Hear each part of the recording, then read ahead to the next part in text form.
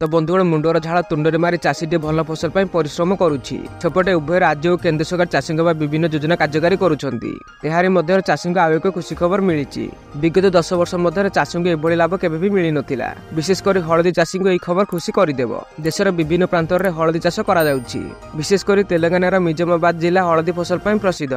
प्रतिवर्ष जिलार प्राय 35,000 एकर हलदी चाष कराए। किंतु गत 10 वर्षर रेकर्ड देखिले हलदी चाषी को उत्पादर उचित मूल्य मिल पारना। हलदीर मूल्य अत्यंत कम थी कृषक मैंने एथर हलदी चाष कम करुँच।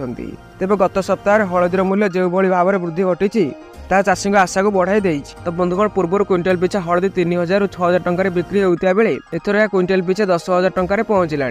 तेणु प्रथम थर पर चाषी को एकाथर 10 टंकार फायदा मिली। याकु नहीं चाषी कहते गत 10 वर्ष मध्य एभली मूल्य केवे भी पाई नथिलु। हलदी मूल्य भल थिबार बहु परिमाण उत्पाद बजार उपलब्ध करा जाउछि। या पूर्व हलदी क्विंटाल पिछा 3,000 टंका मिलुथिला।